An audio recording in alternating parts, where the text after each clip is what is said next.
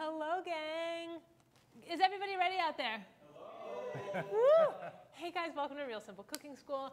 I'm your host and teacher, Dawn. Today, very special guest is here, Chadwick Boyd. Can I call you a biscuit expert? Sure. Okay, biscuit. Or how about a biscuit buddy? My biscuit buddy. There you go. And expert, I think, is here to teach us how to make really amazing and super easy homemade biscuits. Chadwick's going to take us through a bunch of tips and tricks, show us how to whip up really easy biscuits when you don't have special stuff laying around or special ingredients. Chadwick, before we get started, let's go over the rules. We have 2.5 rules here in this kitchen. 1, we wash our hands. Yep. 2, we play nice. If you don't have anything nice to say, you are now dismissed. This is a constructive teaching kitchen, and we aim to keep it that way. So let's do that. If you want to complain or tell me how I'm doing stuff wrong, I get enough of that, okay? So go bark up someone else's page.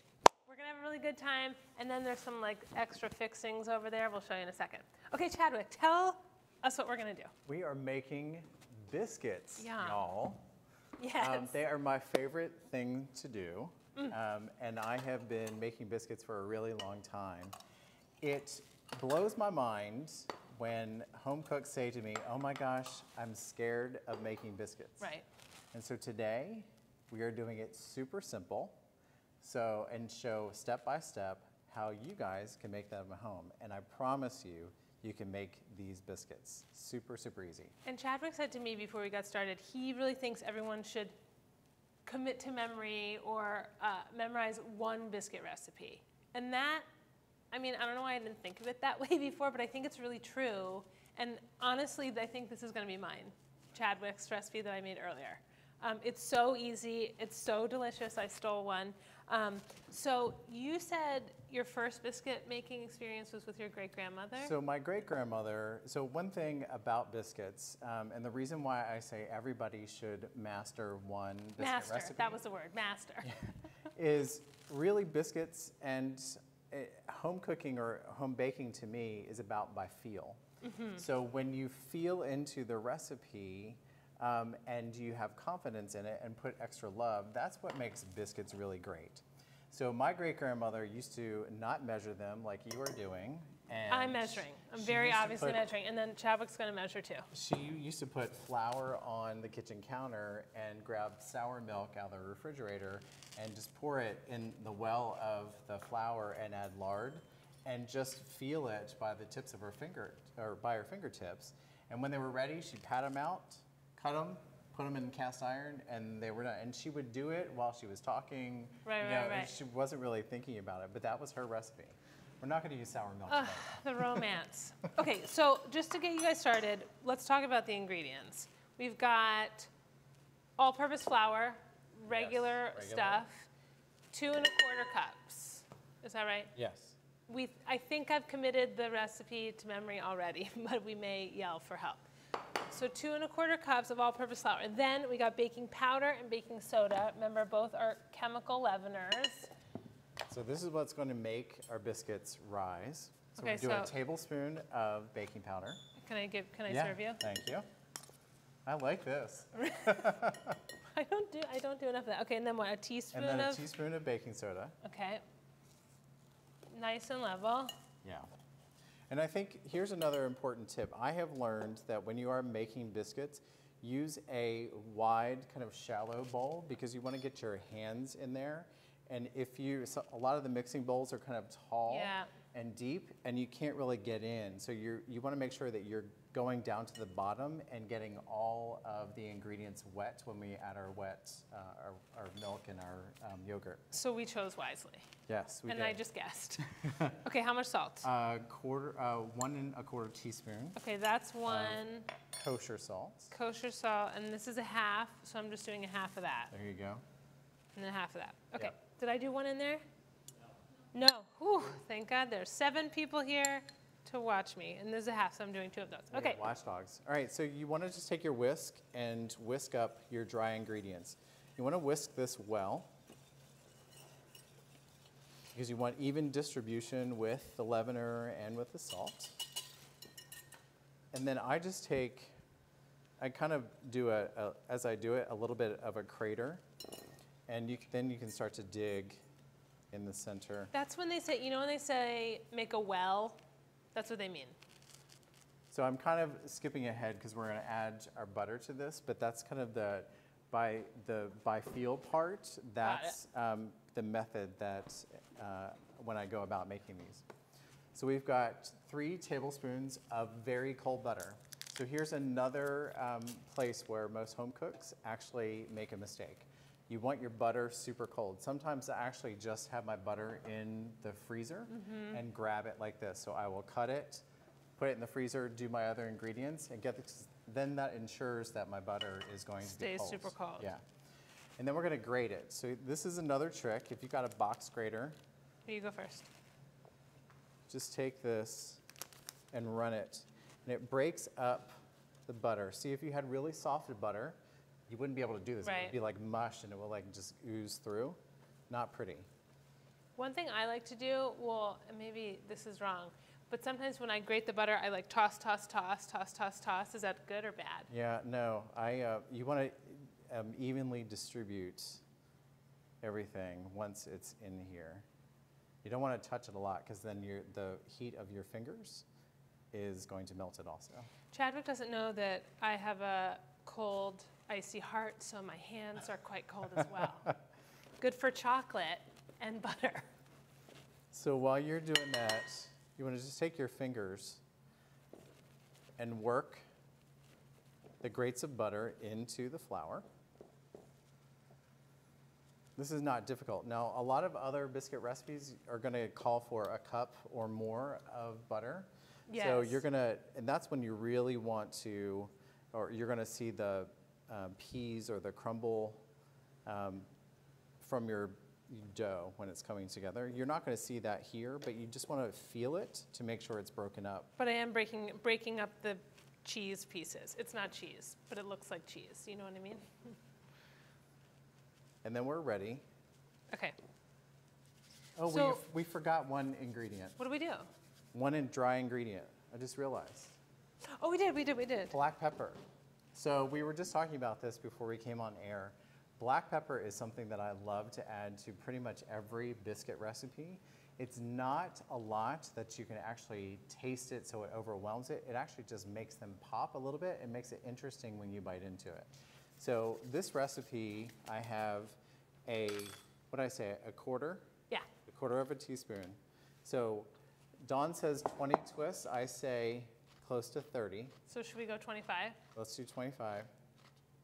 14, 15, 16, 17, 18, 19, 20, 1, 2, 3, 4, 5.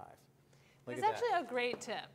So, and that's how I remember the black pepper by the grinds of the toast. I don't like to use the black pepper that's in a canister because then you don't get the flavor. Okay. There you go. So let's just take our fingers, Mix. create your well. Okay, Kind of now open for the in secret center. ingredient.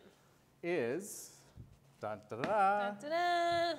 Greek Greek yogurt. yogurt, but whole Greek yogurt. So this is, you want full fat.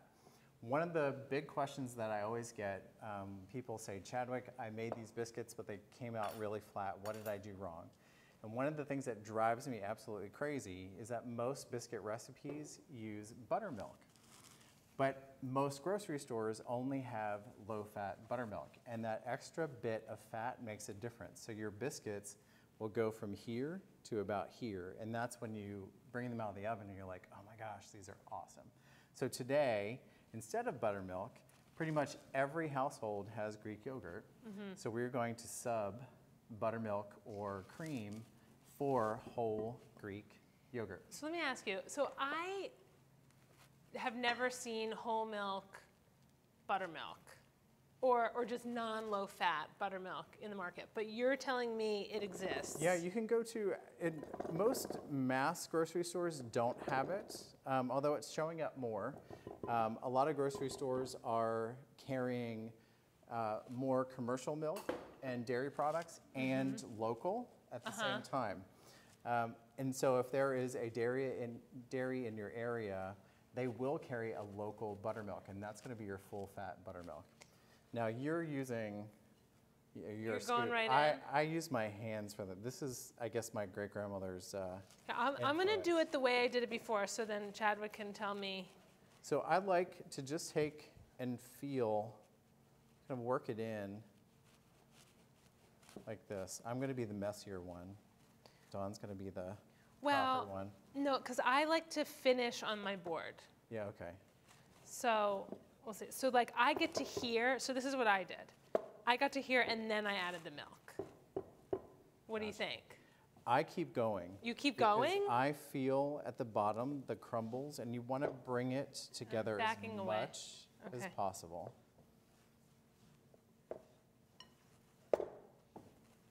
And then when you see the little bit of dry parts that are not going to come in, Yeah. that's when you grab the milk. Okay. You can smell all the ingredients in here. You can smell the yogurt. You can smell the butter. It smells really good. It's starting to smell like biscuits. Okay. So then, this is whole milk. Yes. If I don't have whole milk, what's the situation? Can I use? You guys know that I don't like skim milk. I think it's gray water, but and it's just for coffee. But could you use 2%?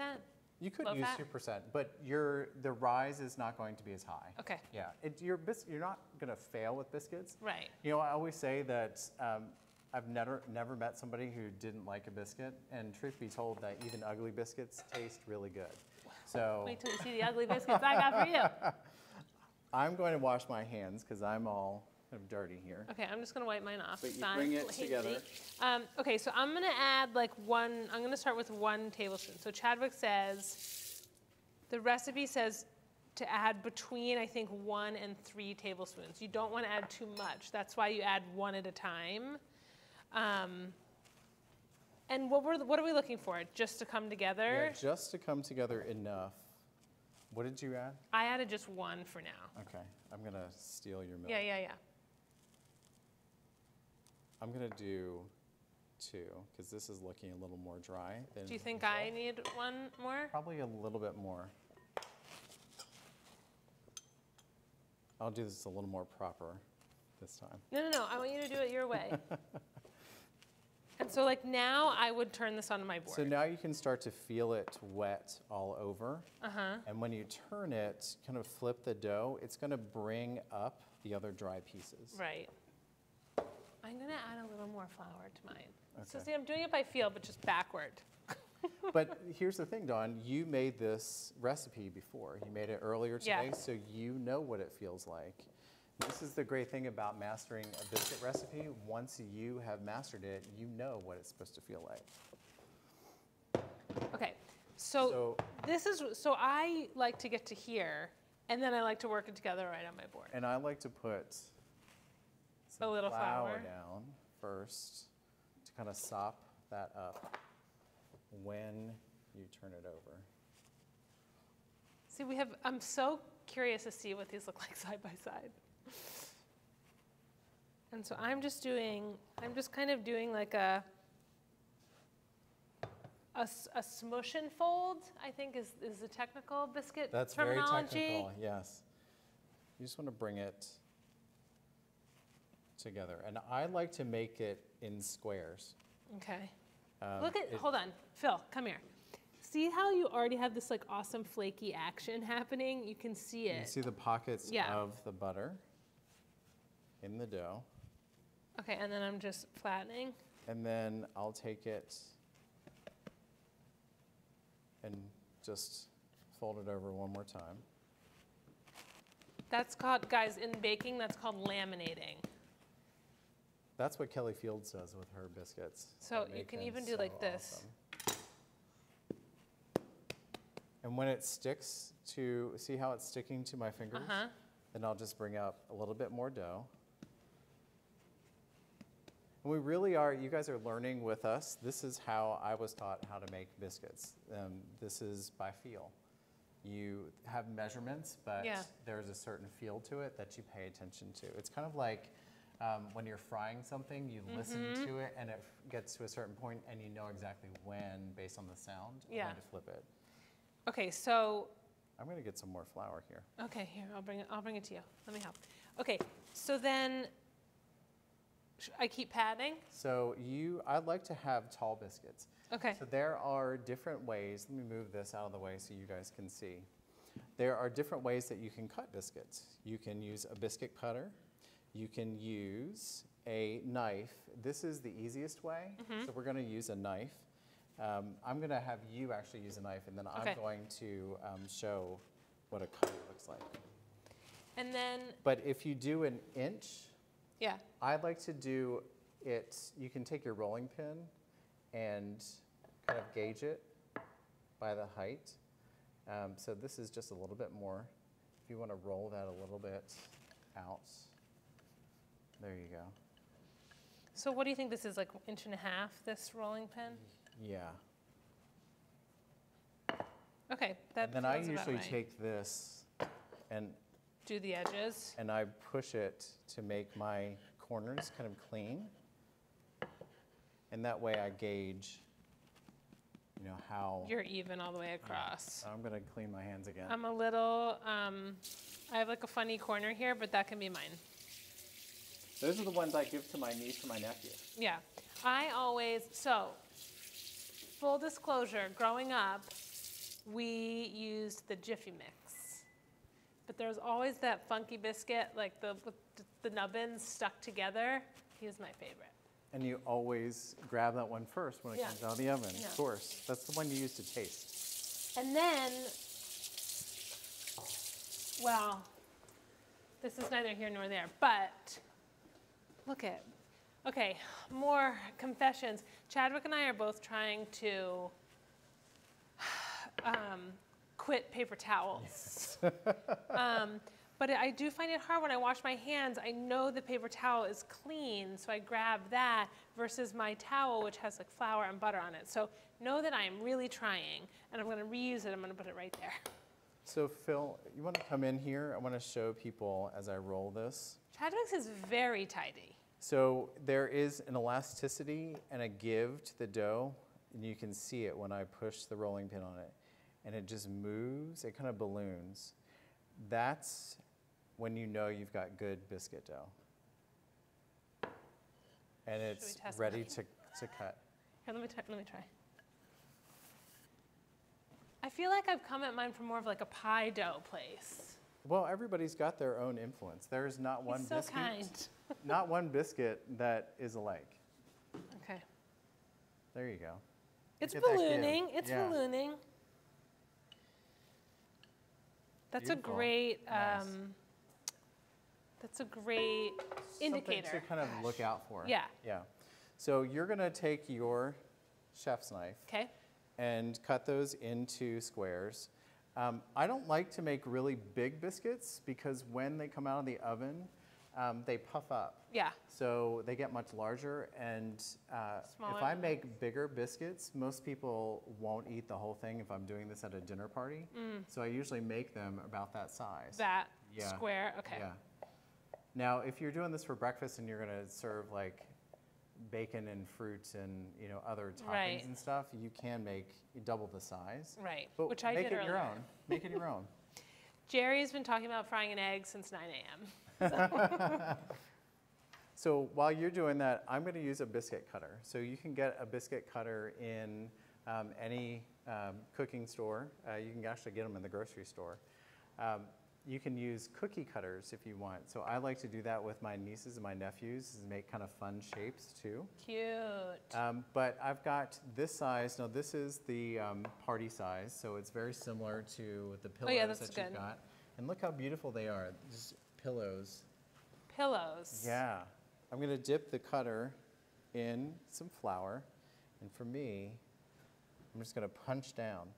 So here's another thing that you don't want to do. You don't want to twist the biscuit cutter. You want to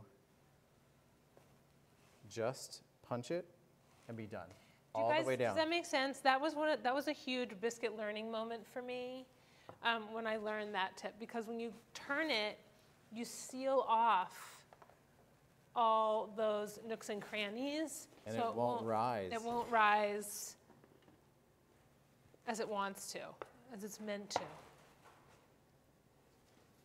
Now the other trick To do a drop biscuit, Oh, yeah. you can actually take an ice cream scoop and just, instead of rolling it out onto the board, you can just scoop it out of your mixing bowl and drop it onto your parchment-lined pan.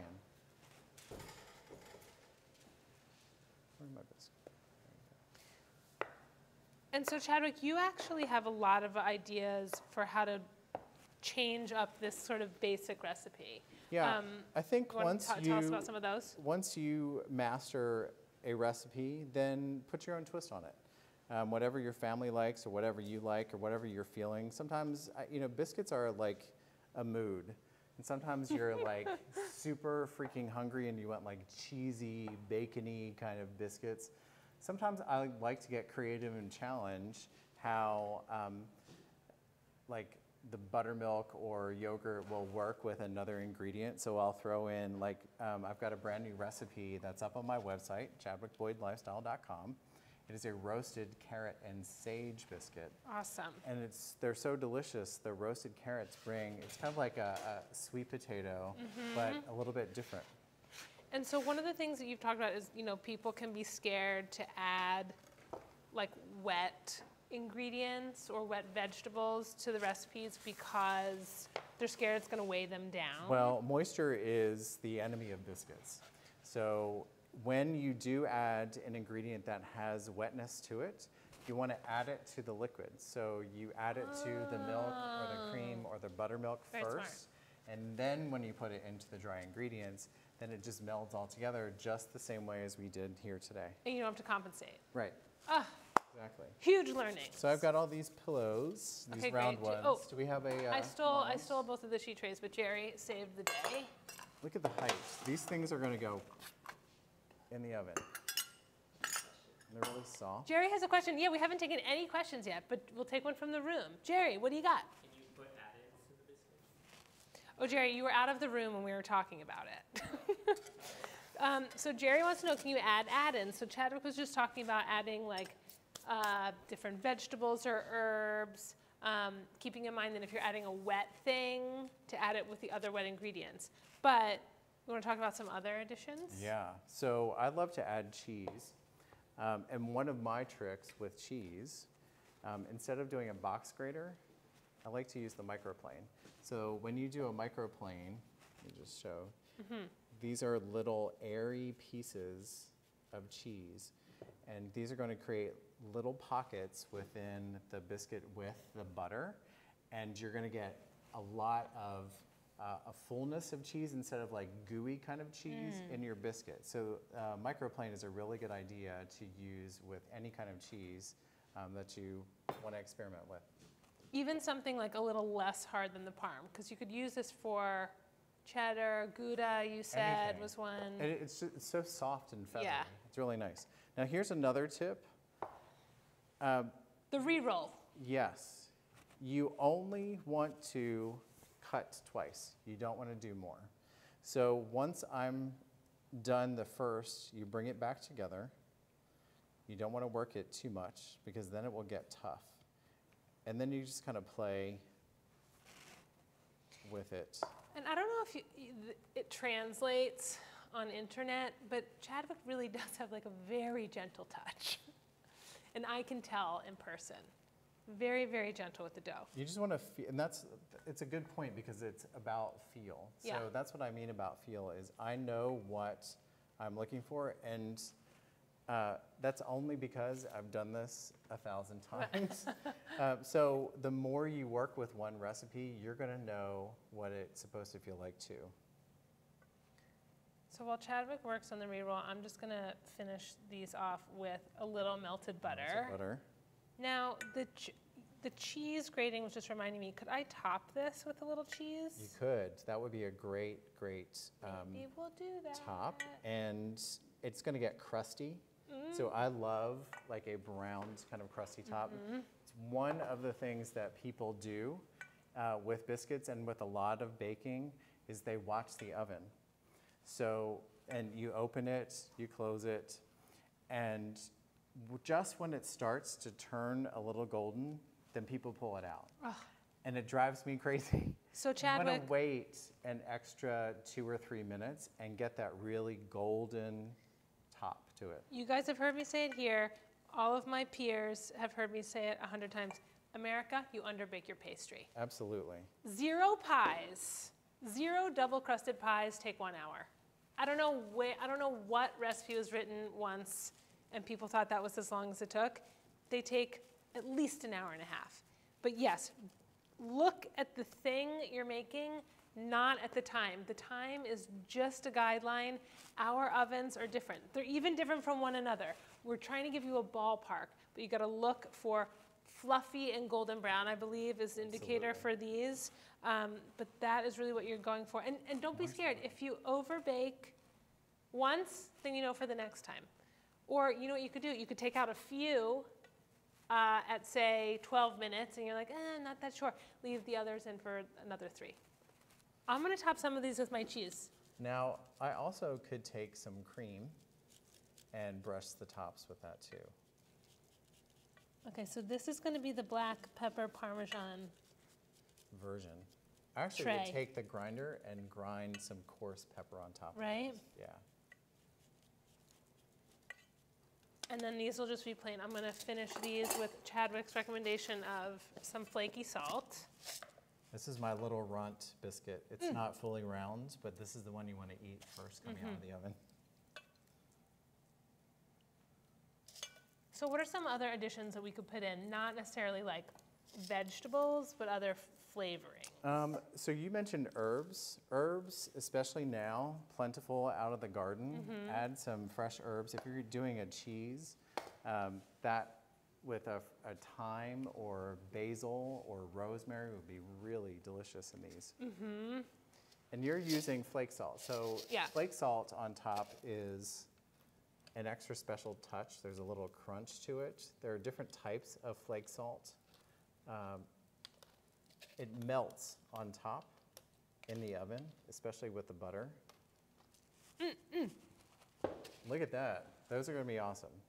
Okay, one thing we forgot to mention, 450 degrees, so pretty high heat. Very high heat. So you want the moment that these things get into the oven, you want them to go, Bing. yeah. Now, let me ask you something. I have made, I'm gonna put these in. I have made, ready? Yes, let's get these in. And the other two, maybe we can do in a minute, but here's my question. Can want you these also? freeze these? You can, that's a great question. So you can take this, put it in the freezer if you've got room, and just cover it with wax paper until they're solid. It's actually, you're gonna get a better biscuit. If you freeze them overnight, you will just take that out of the freezer and pop it in the hot oven, and talk about jumping up like immediately. The moisture, the little particles from freezing are gonna work with the butter and everything in it, and they're gonna puff up even more. They're gonna be beautiful. So it's a really good party trick if you're doing like a brunch for a lot of people. I love to do that. Well, and like if you're home alone and you just need like a little individual biscuit, you could bake off one. You can, just like cookies.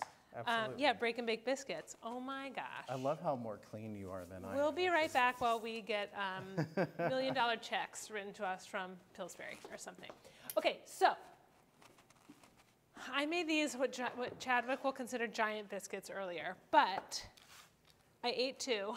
They're that good. But Chadwick has some great ideas for how to build a biscuit bar, which is a pretty great, entertaining idea. So Chadwick, bring it over and tell us what you've got here. Aha. Here we go. So this is how I like to entertain. Yeah. You haven't been over to my house yet for this. Well, I've been to one biscuit party. Okay. It's a beautiful home. And Chadwick and I actually met at the Biscuit Fest In Knoxville, Tennessee. in Knoxville, Tennessee, which That's is right. April. May, the third Saturday every May. It's incredible. It is literally streets filled with biscuits 25,000 on people. both sides. Thousands of biscuits. They're incredible. So this is what I like to do. I mean, everybody loves bacon, right? But I like to womp it up, which is a little southern term there. Which I almost changed in a piece that Chadwick wrote. Brooke's dropping the link, and I was like, Amp? I'm like, no, I think we'll leave it. Just leave it in there, yeah. So we womp it up. So what I do is I line a rimmed baking sheet with like this thick one. cut bacon. And then I put hot honey or chili honey on top. I just drizzle it. You can put regular honey, brown sugar on a few.